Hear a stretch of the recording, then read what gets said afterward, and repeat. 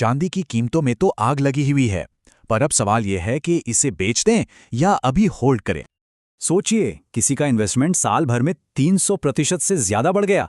चांदी ने हाल में यही कमाल किया है। तो इतनी तेजी के बाद मन में सवाल तो आएगा ही, क्या अब बेच देना चाहिए? और ये सवाल कई लोगों के मन में है। लेकिन जवाब सिर्फ चार्ट्स में नहीं है। चलिए चांदी के असली फंडामेंटल्स को समझते हैं, मतलब इसकी असली कीमत को। ये बात बहुत इंटरेस्टिंग है। 85% चांदी इंडस्ट्री में यूज होती है। ये सिर्फ इन्वेस्टमेंट नहीं, एक जरूरी मेटल है। सोना तो रिसाइकल हो जाता है, पर इलेक्ट्रॉनिक्स में यूज हुई चांदी समझिए हमेशा के लिए गायब हो जाती है।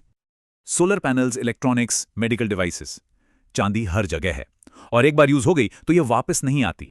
और सिर्फ सोलर पैनल्स को ही देख लें, 2030 तक इनकी डिमांड 3 गुना होने वाली है। तो सवाल यह है कि अगर डिमांड इतनी है तो माइनिंग क्यों नहीं बढ़ाते? बस यहीं पर एक ट्विस्ट है। अजीब है, पर 75% चांदी दूसरी मेटल्स जैसे कॉपर की माइनिंग से एज अ बाई प्रोडक्ट निकलती है। मतलब अगर कॉपर की माइनिंग स्लो हुई तो चांदी का प्रोडक्शन भी ठप हो जाएगा, डिमांड चाहे कितनी भी हो। पर रुकिए, कहानी में सिर्फ सप्लाई का ही एंगल नहीं है, एक और कॉम्प्लिकेशन है, असली और कागजी चांदी का बाजार। यकीन करना मुश्किल है, पर हर एक औंस असली चांदी के बदले 300 से 1000 तक कागजी कॉन्ट्रैक्ट्स मौजूद हैं। ये पूरा सिस्टम भरोसे पर चलता है, जब तक कोई असली चांदी की डिलीवरी नहीं मांगता। सोचिए अगर सबने एक साथ मांग ली तो फिर चांदी की सही वैल्यू कैसे पता चले? इसके लिए एक बहुत पुराना इंडिकेटर है, गोल्ड सिल्वर रेशियो। पुराने जमाने में 15 औंस चांदी में 1 औंस सोना आ जाता था। आज ये रेशियो 46 पर है। मतलब अपने ऐतिहासिक एवरेज के मुकाबले चांदी आज भी काफी अंडर वैल्यूड हो सकती है।